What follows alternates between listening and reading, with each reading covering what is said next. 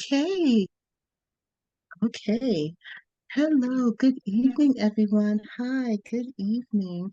Welcome to this week's Transformation Thursday. And tonight, it's going to be a very interesting topic. We are going to discuss moon and self-care. And our speaker this evening is Miss Sarah Sanford. Okay, and Hello. Miss Sanford, can you tell us a little bit about yourself? Sure. Like you said, my name is Sarah. I'm native Bronx, New Yorker, and born and raised here, obviously.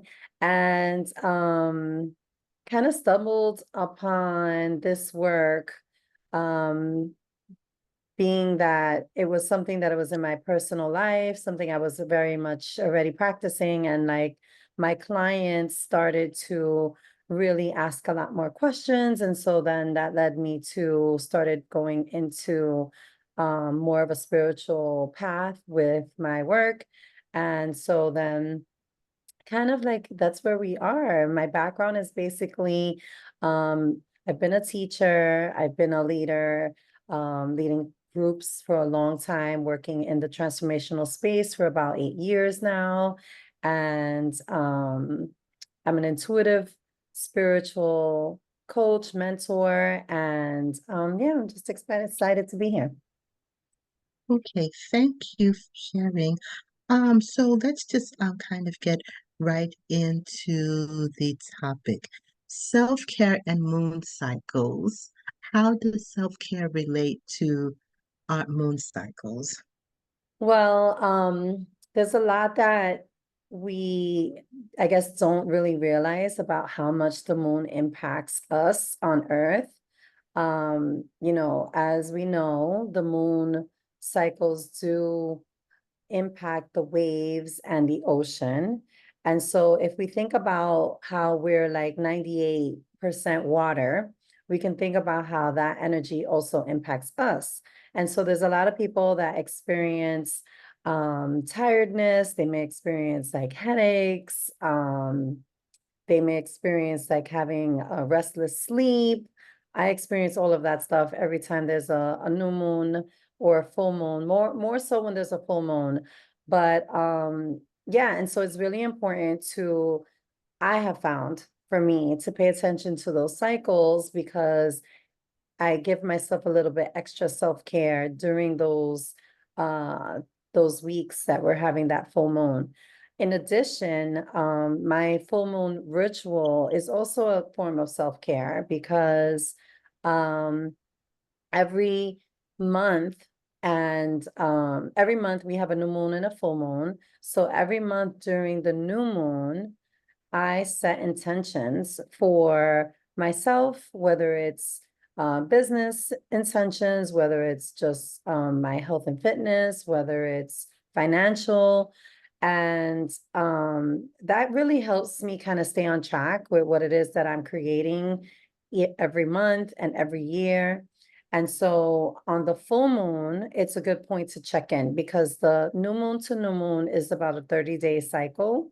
And so you can set intentions for that 30 days, or you can set it from that particular new moon. So every moon has like a zodiac sign assigned to it. So if it's a new moon, let's say, for example, that we just had um, in Aries with the eclipse that just passed, the next one in Aries won't happen for another 6 months. So you can also set your goals and intentions for a 6 month cycle. The full moon that happens in a 2 week mark after the new moon is a good point to check in and see how you're doing. Like, are you following through on the intentions that you set for yourself? Is there any like challenges or obstacles that you're facing? Why?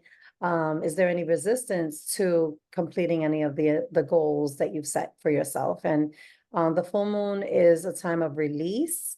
And so it's a great time for you to really check in and say, okay, I'm gonna stop cheating and having, all the bad food when I'm trying to really maintain my diet and focus more on my health and well-being. So I'm going to really release eating late at night or eating the junk or whatever it is. It's a good point, like a good check-in point to see how you're doing, so that you can effectively reach your goals in that 30-day cycle. So I find that like it really helps me stay accountable to myself. I feel that it also helps me keep track of my goals, what I'm working on. And often I'll go back and look at the full moon, the previous moon in that same zodiac sign, and I'll see where was I at? What were the intentions that I set? And 90% of the time, it's the same themes that are circulating 6 months later. So it's Mm. so interesting how like the energy still stays present with that moon intention that you set. And even if you go backwards 6 months and check and see where your intentions were, there's usually alignment, and then you can see how you move forward or not in those goals. And that would be another thing to consider. Like, oh wow, I've been working on this for 6 months and I still haven't progressed. So it's a really great way, I find, to keep myself accountable and keep myself moving forward and practice self-care. Okay, so a question. How do moon cycles impact us? Like energetically, behaviorally? Yeah, all of it. I mean, I'm not an astrologer, so I can't give you specifics, but they are energetic. Like I mentioned, some people feel the effects of the moon. Depending on the type of moon, there's like the super moons, the blue moons, the strawberry moons. And depending what zodiac sign that they're in will dictate the type of energy that it's emitting on the earth. The zodiac sign also predicts what kind of challenges or um, I guess moods or behaviors or thoughts may be surfacing for you during that time. And I always find perfect alignment with it. And sometimes you'll find that you're experiencing some of these thoughts and behaviors a few days before the actual moon peaks. Because when you see the moon in its full state, it's already has already peaked. So you can feel those, excuse me, you can feel those effects up to 3 or 4 days before the moon peaks, and even up to 3 or 4 days after. So yeah, those are some ways in which it impacts us.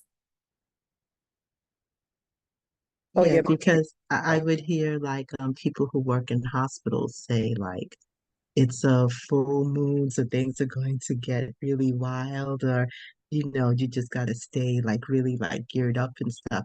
So what would be the different impacts of a full moon versus a new moon? How do well, they impact us? Well, I mean, it depends again on the astrological sign. That really dictates the difference. But the new moon is on the same side as the sun, so we don't really see the new moon. We only see the full moon when it's on the opposite side of the sun, and the light of the sun is casting onto the moon, and that's why we can see it in the sky. So during a new moon, you won't ever see it unless it's like an eclipse or something like that happening. Um, but the new moon should bring energy of renewal, of freshness, of a new start. Sometimes you kind of feel like that energy to like do something new or get in action.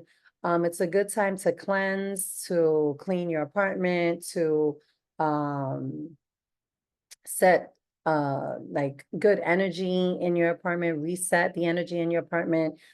People tend to like to charge their crystals during a new moon to get the energy, or during a full moon you can clean your crystals. It depends on the crystal too, but it depends on like what the zodiac sign also dictates for that moon. So it's a matter of keeping track. Okay, thank you for that. So let's just have you delve into the topic of self-care and moon cycles and how that relates. Yeah.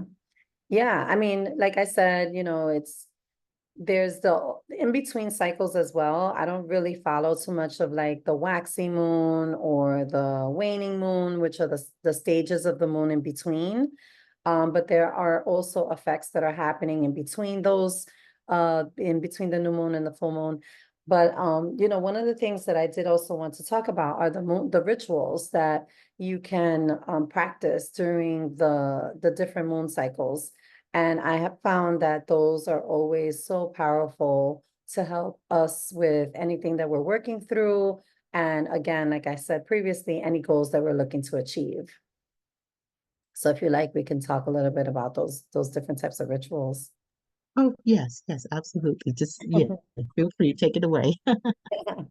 So some of the rituals that I like to do aside from setting intentions is also doing manifestation rituals during the new moon. So if I have an intention, let's say, for example, to save $500, let's say in 30 days, maybe one of the manifestation rituals that I would want to do is a visualization around my bank account growing, like actually seeing the money growing in my mind, looking at the bank statements in my mind and seeing the numbers like being larger, right? All the visualizations to support that goal was really powerful during that new moon so that you can kind of like get that extra push during that energy, during the time that that energy is present so that it can support your manifestations. So definitely doing some visualization is one ritual. Another thing that I like to do is future pacing. So I will write out my goals or my intentions, and then I will write out a statement as if it already happened. So I will start to say, oh my God, I'm so happy I have these $500. I was able to buy myself, you know, a new pair of shoes and take myself out to dinner or whatever it is, or I put a down payment on this trip that I've been working on, and I'm so excited that now it's happening. Like really talking about it already in past tense is another great way to utilize the energy of the moon so that you can supercharge your manifestations. And once you start to do that, you really start to bring that energy into your body. So you start to feel the excitement of having this, you know, goal actually coming. You start to believe that it's actually true because, you know, in the scheme of the universe, um, it doesn't know when you're like faking it or not, you know, like it just knows what you're actually putting your energy towards. And so it's going to start to respond to that, especially if you're vibrating on that frequency of having the joy of already receiving your intention or your goal, right? So your frequency, your energetic frequency rises, and therefore the universe sees that, feels that energy, and matches you and starts to give you more of that same thing. And so that's another great way to utilize the moon energy to get extra like oomph on your manifestations. Um, and you know, one of the things I also like to do during the full moon is a full moon bath. So I will pull together some herbs, some oils, set some candles, light some incense, play some relaxing music or some meditative music, and get in a bathtub and really think about like releasing any stress, detoxing my body depending on the herbs that I'm using, letting go of any resistance, and just allowing, just really being in the state of allowing, so that I can let go of anything that may be getting in my way of that intention or those goals that I'm setting for myself. Um, I find that to be a very powerful practice during the moon. It definitely sets you in a better space. And if you're having difficulty sleeping or like I said before, any like headaches or discomfort, the bath also assists greatly with that. So that's another great one for the full moon. Another one for the full moon is writing down things that you want to release, that you want to no longer like deal with, think about. So it could be stuff like doubt or insecurity or confusion, right? And you can write these things, you could be very specific. You write these things on a piece of paper, and with caution, you can burn them, um, under a flame with a candle, making sure that you're careful. And that also helps like release the energy of what it is that is blocking you, or the things that you're struggling with, or the things that you're looking to release. It's a very like cathartic kind of way to cathartic, cathartic. What's the word? Cathartic, yeah, cathartic. Cathartic, that's it. That's another great way to kind of like release that energy out into the universe. So those are some like really cool rituals. And those are easy to find. Like you can find tons of different rituals online. There's so many different things that you can do aside from these. These are like the basic ones that I like to do. I liked how, so what is that called? Future what? Future pacing. Future pacing, Pacing, pacing. Mhm. Yes. Okay, yeah, I like that. Okay, and then also what you said about the vibration, about being in the vibration. Yeah, when you're manifesting the vision of what it is that you're calling in for yourself, the goal or the intention, you're raising your vibration energetically so that then the Mhm. universe can match your energy and deliver that manifestation, that goal to you. And with the moon energy being present, it kind of like helps with that. Okay, so it's like being in the vortex. Exactly. Not It's good.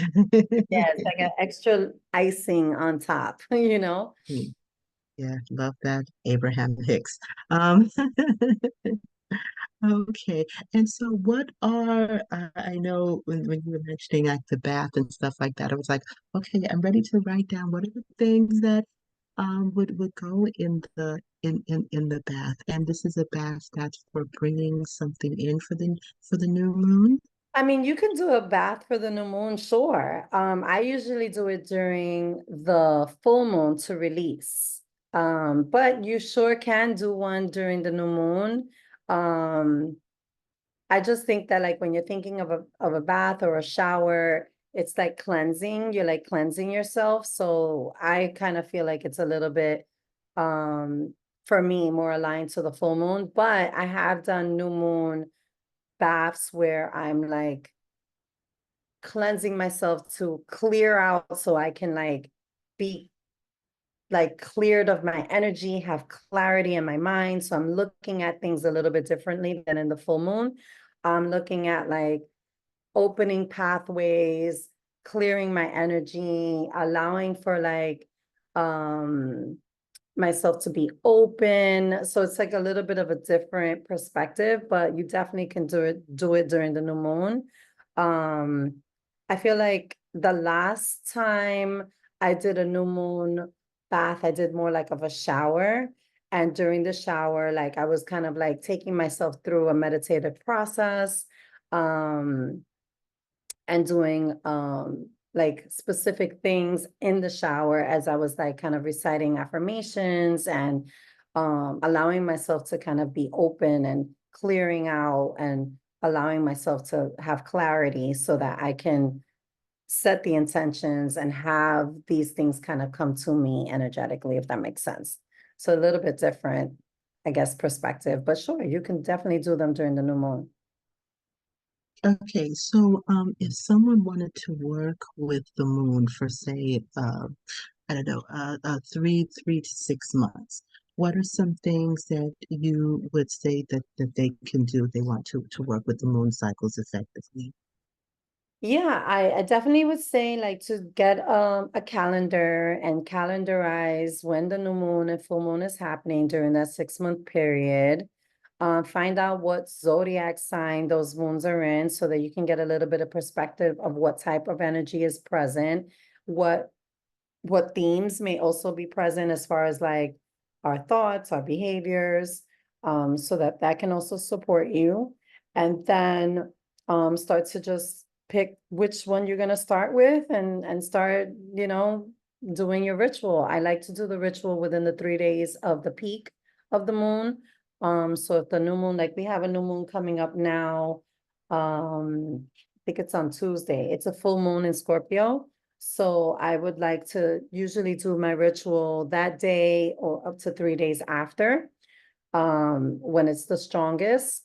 And yeah, you just set a candle, if you like to light some incense or any aromatherapy if you want to put in your space, set the mood with music or anything else that brings you into that Zen mentality. And then write your affirmations out. You can not your affirmations, your intentions. You can start with an affirmation that supports that particular moon. You can then write intentions. You can do your future pacing. You can sit and do a meditative visualization. Then you can go and do your shower. Like it really depends on what you're feeling. It doesn't have to be all of those things. It could just be one of those things. Um, it's really up to you. It's what really feels good to you for that day. Um, I have a standard thing that I like to do every full moon and new moon. And sometimes I switch it up with the extra things. So sometimes I take a bath, sometimes I don't, sometimes I just charge my crystals, sometimes I don't.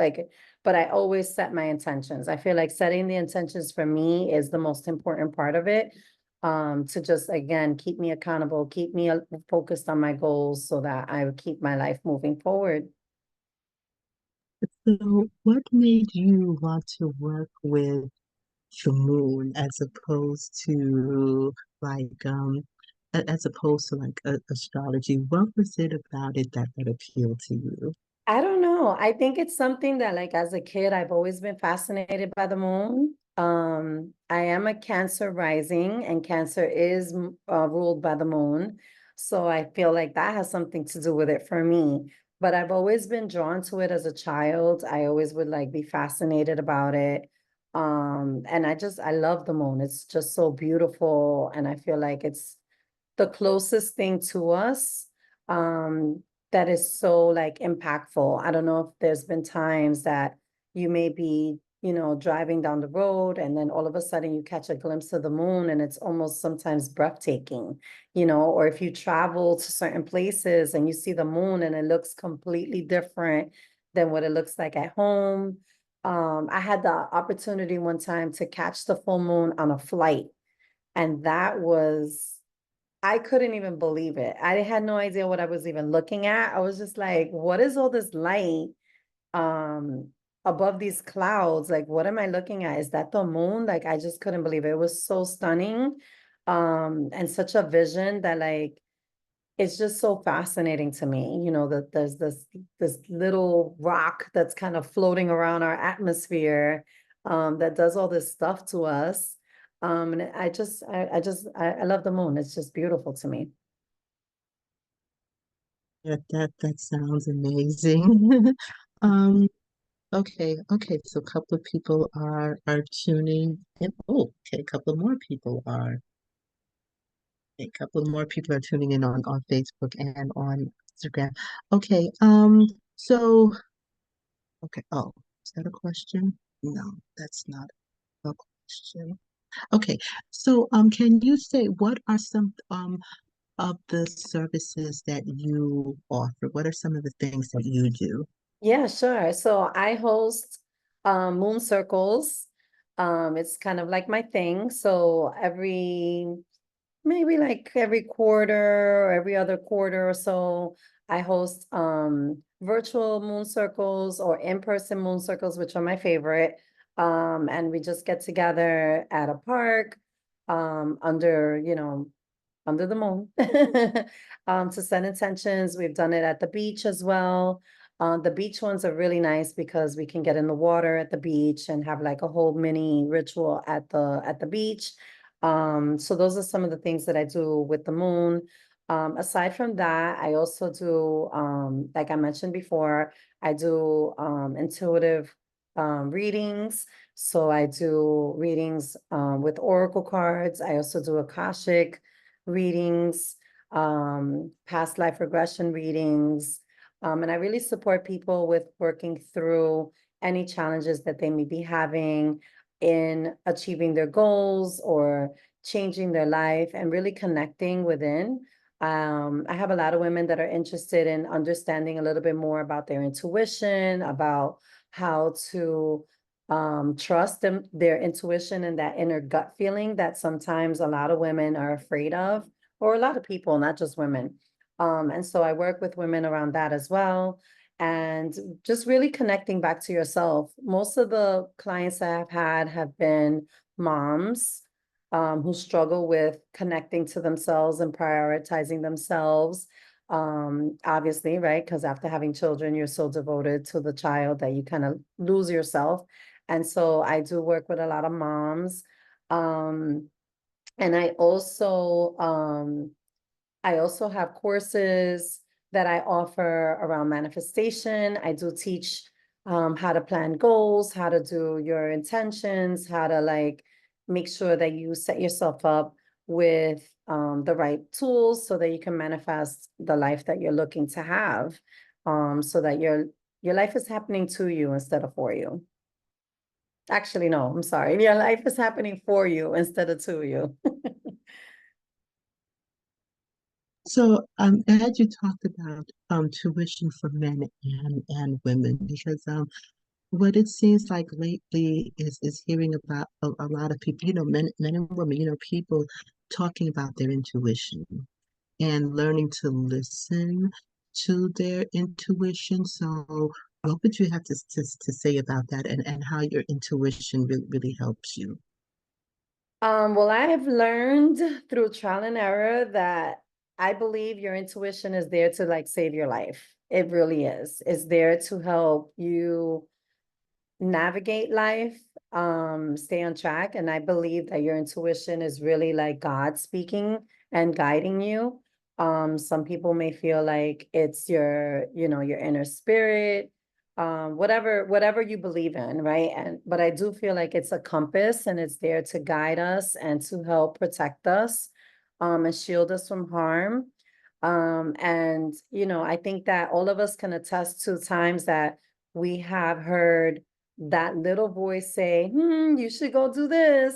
And then you're like, nah, I'm really not going to pay attention to that. And then after the fact, you're like, oh my God, I knew it. I knew it. Something told me I should have done that and I didn't do it. And now look, and now look. And so, that's the thing. That's the thing. So if that happens with small things, it also happens with bigger things. It happens with people. It happens with jobs. It happens with all kinds of decisions that we're making on a daily basis, that there's always like that little inkling that something kind of tells you like, you shouldn't really do that. You shouldn't really be around this person, or this job doesn't feel right, like all of those things. And when we don't listen, we find ourselves then later on kicking ourselves and saying like, oh my God, how did I get here?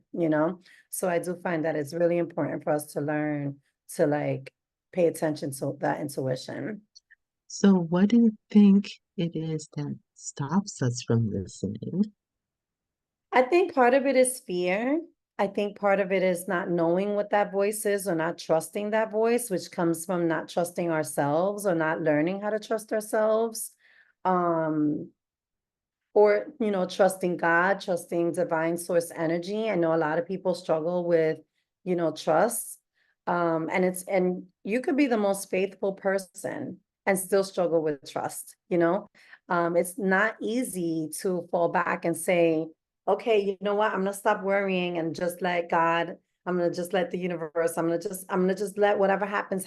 Like a lot of people struggle with that because we want to be in control.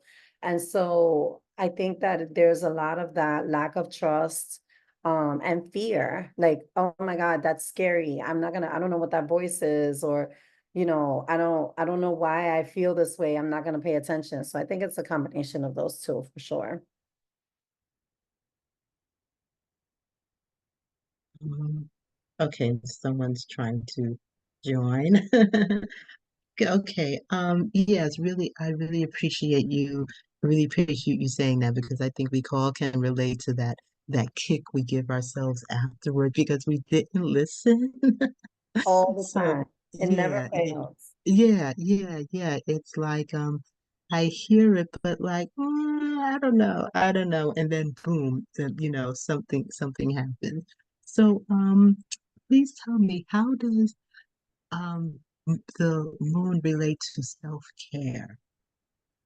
So again, like I previously stated, it's the practice of the rituals and routines that you put in place around each full moon and each new moon that is a self-care practice. So the moon cycles are um kind of like an opportunity to stop and check in and say, oh, there's a full moon happening on the 23rd. I'm going to have to set aside time to check in with myself, see how I'm doing with my goals, take some time out and do a bath or do a meditation. So that is what the self-care practice becomes, is that constant dedication to using the moon as your compass to check in and have time for you, some self-reflection and some time out time, and I think that, for me, like I said, I love using that. It gives me a reason to stop and reflect and meditate or do all the things to take care of myself. Because if not, I probably would just keep going and going and going and going and never really like think about it. Um, and since I've been doing this now for at least, oh my goodness, over 5 years, I've been following every moon cycle. And it's just supported me so much with my overall well-being. I just feel a lot more grounded. I feel a lot more in alignment with what I'm creating in my life. Things are in a more of a flow. It's definitely part of a bigger self-care and a spiritual practice.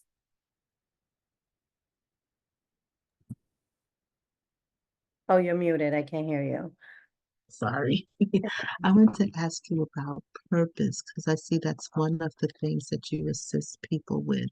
So that's a question that, comes up a lot, like, how do you find your purpose? So what would you say about finding your purpose?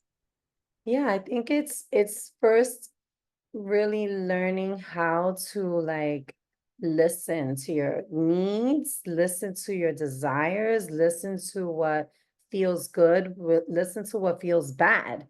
I think again, a lot of us are, on automatic and we just keep going and we don't pay attention to what really bothers us. And us women, especially women of color, are, often taught to like hush, don't say anything, don't rock the boat, don't create conflict, just swallow it, don't worry about it. Your opinion doesn't matter. You don't want to like do anything to hurt anyone's feelings. We're always like swallowing however we feel, just stuffing down anything that is difficult or challenging or that upsets us because, we're not allowed, quote unquote, to express those things. And that starts to fester and starts to create you to be out of alignment, or we're living to always make other people happy, right? We always want to please our parents, we want to please our partners,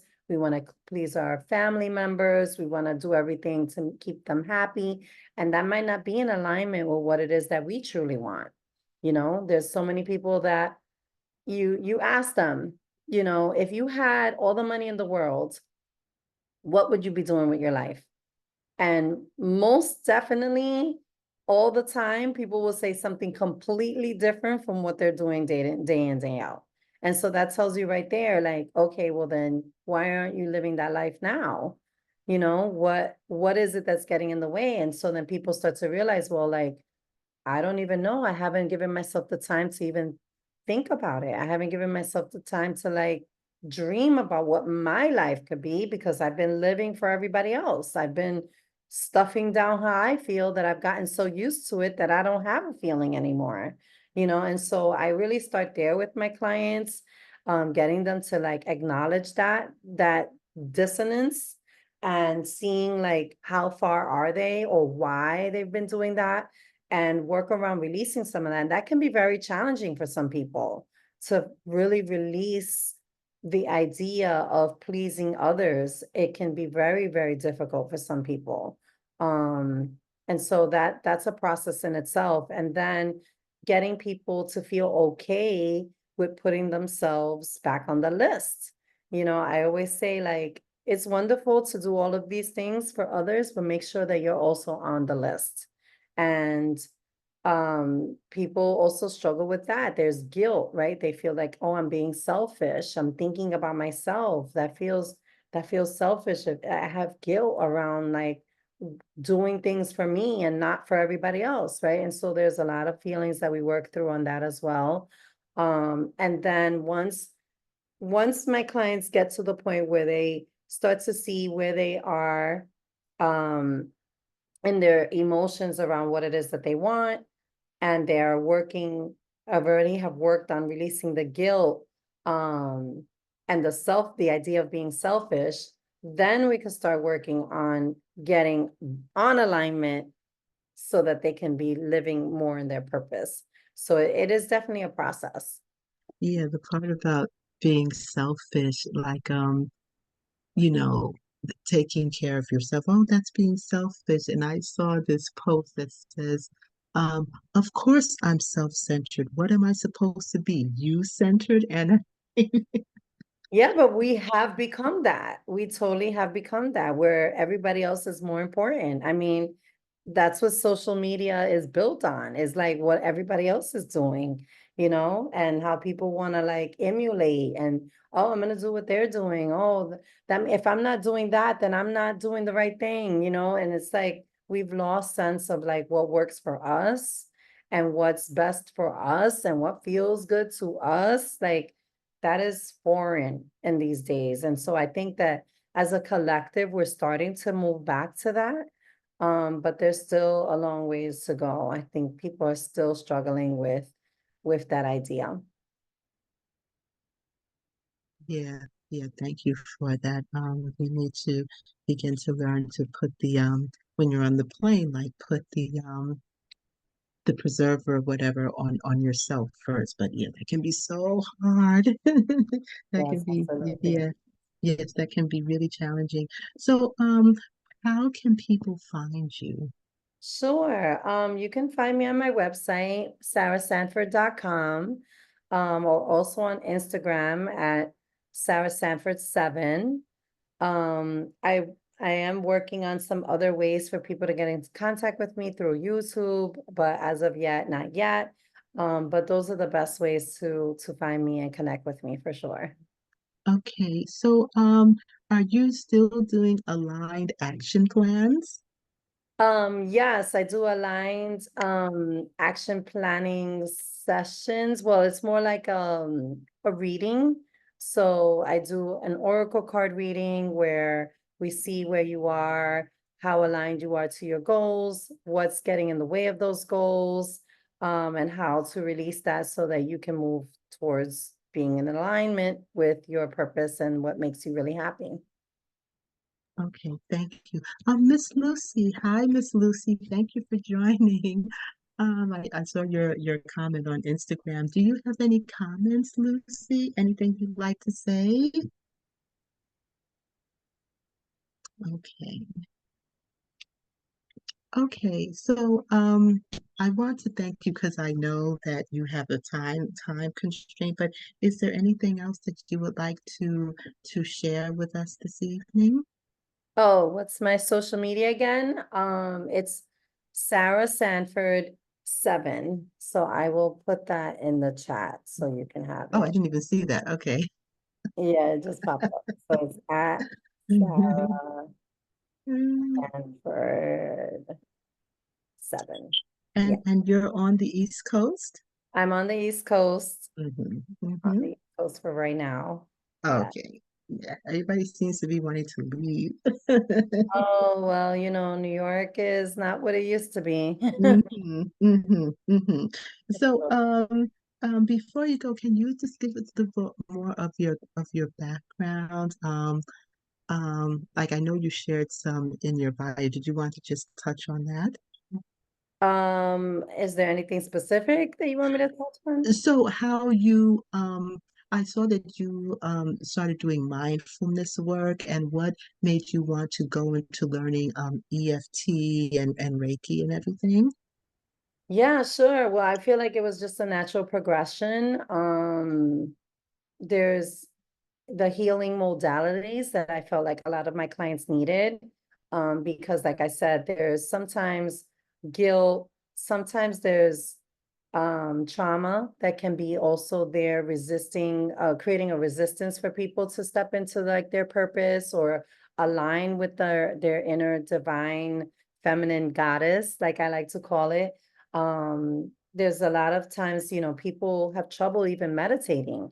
And so they uncover, or I have uncovered sometimes that there may be trauma there, that there may be fear, right? And so these modalities that I've learned and acquired allow people to help navigate some of those challenges and help understand how to move through some of these things that are coming up for them, some of these beliefs, some of these fears, and some of this resistance.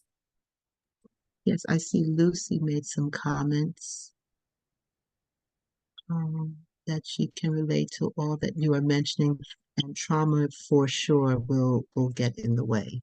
Yeah, yeah. And trauma doesn't have to be something like a big experience. Trauma can happen with something that's smaller. There can be something that as a child was traumatic for you as a child, and as an adult, you don't see it as traumatic, but it still can create these feelings for us that do get in the way of us progressing and, stepping into our highest possibility. Mm, mm, mm. That was said very nicely. Thank you. Mhm. Yeah, because sometimes people think that the trauma has to be something big and, for lack of a better word, traumatic, and it doesn't have to be like this huge like disaster. It can definitely be, something that we might see as minor, but it definitely still has an impact. Yeah, for sure. For sure. Like, I can speak firsthand, my father and my mom separated when I was about 7. And, you may not think like, oh, okay, that happens a lot. But and even as me looking back, when I was old enough to really understand what happened, I didn't think of it as a traumatic thing. But after doing this work, it was a traumatic experience. It was something that really shaped me for a long time, until I really made peace with it. There was a lot of beliefs that were spiraling from that. Early on, there was a lot of toxic behavior that was spiraling from that trauma. And at the time, it was a traumatic experience, but I couldn't process it as a child. But I did feel that impact of that like rift happening, inside, and that pain in my body. But as a child, you can't really articulate it, but it doesn't mean that the traumatic experience didn't happen. And then like all of these things start to become behaviors and choices that you make in your life. And you don't realize that it's stemming from that one experience that was traumatic. So that's a very simple example, but it can start to develop what I call like a spider web of stuff, and you're not even realizing that this spider web is just growing and growing and creating all of this conflict in your life until you really sit with that pain and resolve it. It's almost like an open wound that does not get healed and it's just bleeding. It's going to continue to bleed and bleed and bleed until you actually go back to the wound and heal it. Mhm. And, that process is also not easy. That process can be painful. Oh, But, yeah. it's the same thing. Like you think about it, you get cut. And what happens when we don't treat an open cut? It gets infected, Mhm, it hurts. We can try to put a band-aid on it. But if we don't clean that and get it all like straightened mhm, out, right? It's still mhm, gonna hurt and it can get worse. It can create illness, right? You can get a fever, all kinds of mhm, things can happen. And so it's mhm, the same thing when we have an emotional scar, an emotional pain. We can pretend that it's okay. mhm, And it's like, oh, I'm just gonna deal with that pain and that cut that I have on my arm. I'm gonna just deal with it. But no, it's actually not okay until you Right. actually treat it. And it may hurt when you actually put that medicine on there or get stitches. It's gonna hurt in that moment, but guess what? It's gonna heal and it's gonna be fine. And it's the same analogy um with ourselves, with anything emotional that happens to us. It's the same thing. Yeah. Miss Lucy left a comment. Mhm. She says, I keep meeting the same man over and over, even lately at Hare Krishna temple. He's more involved spiritual version, but clearly it's me that's attracting such. But I'm going to stop that cycle. Yeah, that's a telltale sign that there's something unhealed there. There's some kind of belief, there's something in your psyche that is having you pick the same person over and over. That's always a red flag. I think that it's important for you to take the time out to investigate, what are the things that maybe have you in that same cycle. There could be fears, there could be, like I said, beliefs, or there could be trauma there. Hmm. Sorry, I had to run and get the charger. Um, thank you very much, Lucy, for sharing. Thank you very much for your transparency. That is much appreciated. So there's a comment here on Instagram. Someone says they love your energy, the big exclamation point. Thank you Oh, so thank much for you. sharing. Thank you. Thank you. And Lucy asks, do you believe in past life situations? Absolutely. I do past life regressions, Oh, where I take people back into another past life that may be something that needs to be healed. Sometimes we have traumas from other past lives that we bring into this life that still go unresolved, that can then continue to be an issue in this life. And then you can go into another life and still drag that with you going forward. So the past life regression is an opportunity to like really look at, where is this trauma really coming from? How has it been playing out for all my lives? And how can I put an end to it? I also do one that's like in this lifetime, where you look back into this lifetime as to where um, the trauma or the conflict or the belief started and how you can dismantle it so that you can put yourself back on the right track.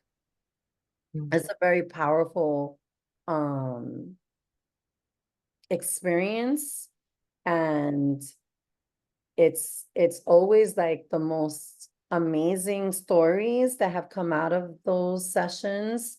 um Yeah, and it makes a profound shift because they're so deep, when you come out of that experience and you're like, oh my God, in a past life, I was like, a queen of a tribe. And like in my example, I'll share another example. I did a past life regression, and I was like a head of a tribe, and I was engaged to be wed to I guess like the prince of that tribe. But that tribe believed that women were not allowed to be educated, that women were only supposed to be doing like women chores, like cooking, cleaning, tending to the kids, and not educating. And I believe he had taught me how to read, or had taught me how to write in whatever language that was. And I in turn went back to the village and taught the other women, like in secret. And the other men found out, and they confronted me, and he confronted me with the men. And um I ended up being killed as a result. So that created a lot of conflict, because not only was I betrayed by my lover, by my promised, fiance, but it also then had me pay the price for like teaching others, which definitely showed up a lot for me in my lifetime, as far as like having this passion to teach, having this passion to lead others. Um, Also even like a little bit of saving people, because that's really what it was for me, was like the desire to save others, especially women. And I had that energy of like, why can't we be the same? Why can't we also do the same thing that men do? Why do we have to be less than? So that kind of that whole concept, which is very much who I am today. And it definitely played a role. It definitely played a role in my life now, for sure. Yeah, Mhm. very powerful. So I'm echoing what Lucy says. Wow. Yeah, it was definitely a wow experience. I'm saying it now very lightheartedly, but in the moment I was kind of like freaking out, to have like gone back and re-witnessed that. It was just like, wow. Yeah. Yeah. And the more you do the past life regression sessions, you'll see like common themes coming Mm, up. So mm. like that came up a lot for me. So past life regressions is something else that you do? Yes, I do offer those sessions. That's like a three-part session. So it's not a session, it's a three-part process and it's three sessions. Because in the first session, you don't really get all of it. And it does take like three times to kind of go back and look at different past lives to see what really is the common theme and what is it that you're working through in this lifetime. Hmm. Okay, okay, that might be a future discussion with you. Yeah, a whole other topic. Yeah, yeah, yeah, yeah. But yeah, it is. It is. I definitely may want to connect with you on that. Oh yeah, because Lucy said I would be interested in that service. Yeah, you get Yeah, behind me, sure. Lucy. Sure, you can reach out to me on my website, Hmm. where you can book a session there.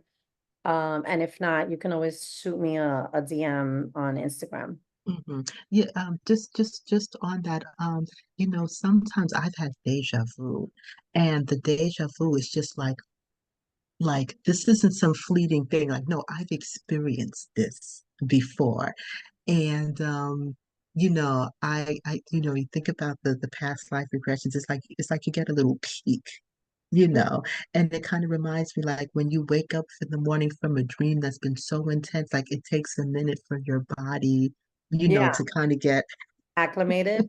yes, yes, yes. And I'm like, okay, where did I travel? Like, where was the interplanetary passport? Where did I go? Right, right. Yeah. I Yeah. used to experience a lot of that kind of stuff as a kid, like a lot. Um, I just thought it was like, okay, but I later realized like, wow, I was really, really open as a child, Mhm. and seeing and traveling a lot, especially while sleeping, like so many stories, so many stories. Like even like visions I would have telling my mom things. It was Yeah, it's been an interesting journey. Like when you're called for this work, like you can definitely know that this has been something lifelong that you've been blessed with, that you've been managing, and that it's become something that I ran away from for a long time because I was so scared of it. But then I knew that I had to embrace it so that again, it could save my life because the more that I separated myself from it, the more tragedy I experienced in my life, the more drama, the more conflict, the more struggle, like, oh my goodness. And as I've accepted the calling and accepted like this to be part of my life, things have definitely been a lot better. Um, what would you say to someone who might be currently experiencing, like throughout their life, maybe may have been experiencing these things, but don't know who to talk to and are afraid to talk to someone because they don't want to be labeled as having some kind of condition. Yeah, like a But psychosis. yeah, yeah. What would you say to them? I would say that they're probably having like an awakening, or if this is something that's always been part of their life, to just learn how to again connect with themselves first, trusting what they feel for themselves. It's not an easy process because it can be super scary, but it's something that you take little by little, step by step, and starting stuff like with the moon circle, the moon practices, the moon rituals. That's like a great way to like start connecting with yourself, right? Because that whole self-care practice is really you tuning in. It's you journaling, it's you meditating, it's you connecting to your feelings, it's you using the power of your mind, right? And so it's allowing for you to get like in that like start resonating in that frequency, to allow yourself to start to trust, to kind of like let yourself off the hook a little bit, I feel. And start to develop a little bit of that like trust and like confidence and like, okay, this feels good. Okay, I did that yesterday. Okay. And then you start to see the synchronicities in life starting to happen because you're allowing yourself to kind of go into that space. Again, it's a very, I mean, it depends. It depends on the person. Some people could like jump right in and be like, oh my God, this is great. This is what I want to do. This is where I belong. Some people need a little bit, step by step, step by step. So yeah, it really depends on the person, but I do feel like it's very important to at least start doing something where you're connecting with yourself, with your inner divine spirit. Yeah, that some people, it seems that they need guidance because, yeah, they've never been able to have a conversation about, they've never felt safe. Let me put Right. it that way. They Yeah. said that they've never felt safe about being able to share their experiences. Right. Yeah, because people be quick to judge you, and I have I have friends that are super Christian. And I believe in God, but I believe in God the way I believe in God. And I often feel like it's great. You want to be Christian, you want to follow the Bible to the T, you want to debunk everything that I believe and everything I say. That's fine. That's your choice.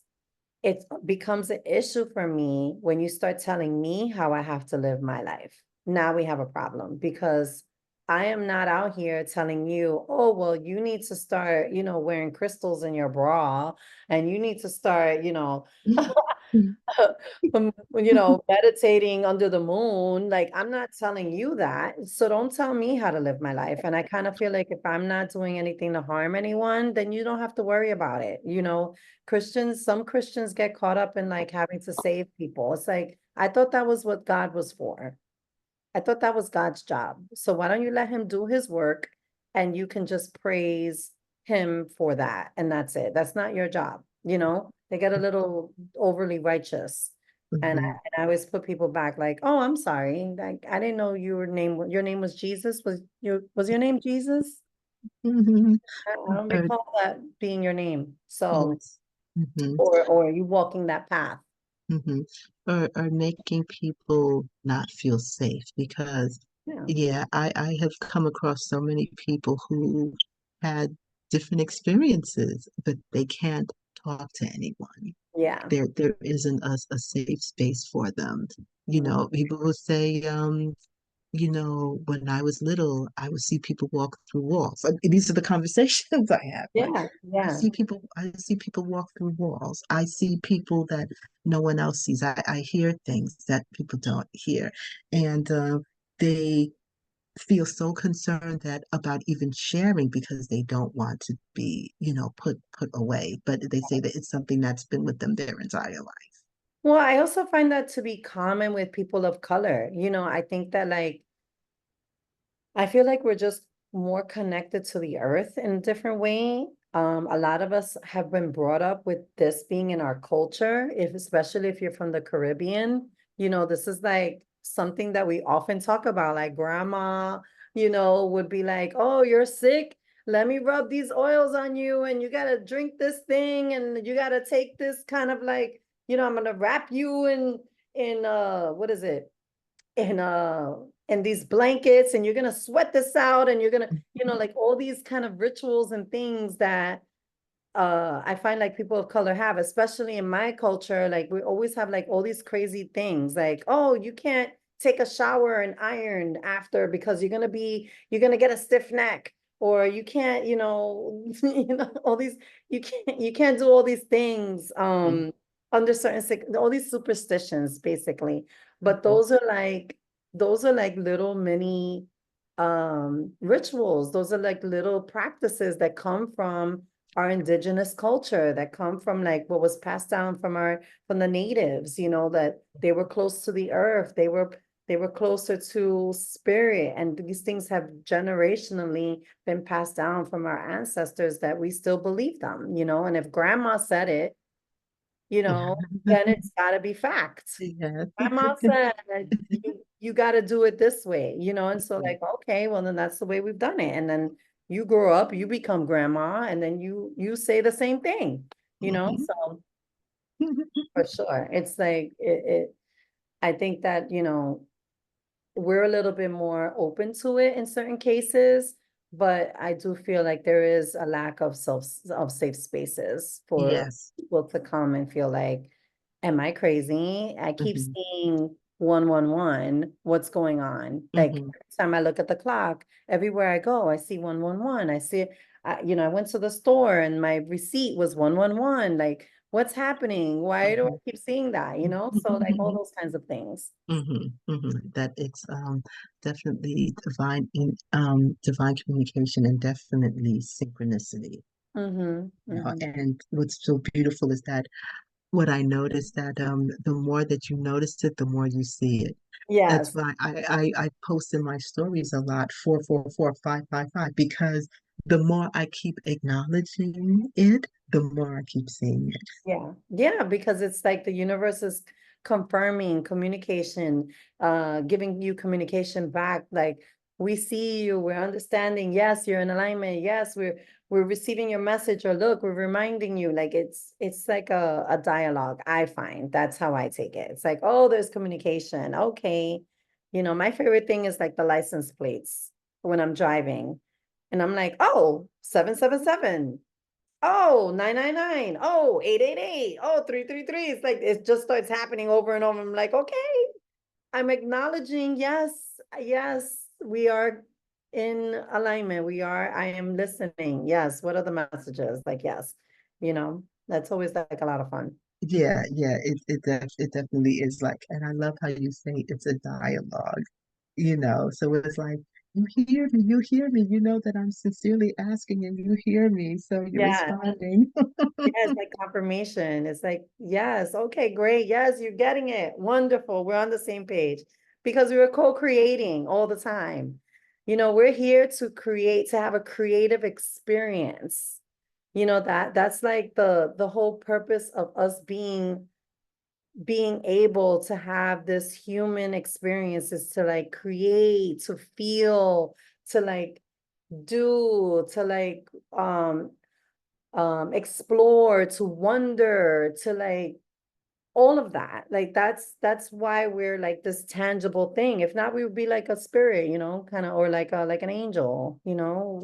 That's the big difference. And so people don't understand that we're here to have a creative experience. We get to like actually make our lives be whatever we want, you I, know. I when I first started on this journey, one thing I heard was, we are, we are the divine experiencing itself. And I was like,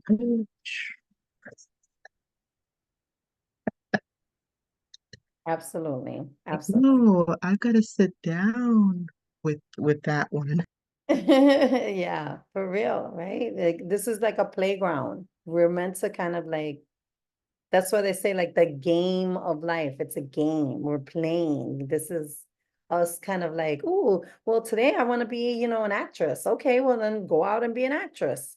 Go out and experience being on television or whatever it is that you want. Or, oh, today I want to just be a mom and I want to be around children. Okay, well, then you can go and adopt some kids or have kids, or maybe be a teacher, be around kids. And you know what I'm saying? Like, there's nothing that we can't really limit ourselves from experiencing. There's really nothing. Yes, I love this. I absolutely love these kinds of discussions. Is there anything else that you would like to share with us? No, no, I just want to say thank you for having me. This was Mhm, wonderful. I mhm, appreciate the conversation. mhm, And for everyone who's tuning in, thank you for being here. mhm. And again, just follow me on Instagram. And if you're interested in booking me for anything, feel free to shoot me a DM or book a session through my website, which is just my name, sarahsanford.com. Okay, and it's on Instagram, it's Sarah Sanford Seven. 7. Uh, Mm-hmm. okay, Sarah Sanford 7 on Sarah Instagram. Sanford 7, yeah. Okay. Okay. So before we close out, I'm just going to do my commercial. Everyone who's watching, remember Saturday, May 18th is the Boogie Down Bronx Book and Writing Fair. If you have a book in you, if someone has ever asked you, when are you writing your book? When is your book coming out? Or if you just love books and reading, join us on Saturday, May 18th at the East Bronx Academy. If you follow me on Facebook, the flyer is my cover photo. It's also posted on my Instagram, the Boogie Down Bronx Books and Writing Fair. So we want authors, we want illustrators, and we want vendors as well. So please feel free to reach out to me.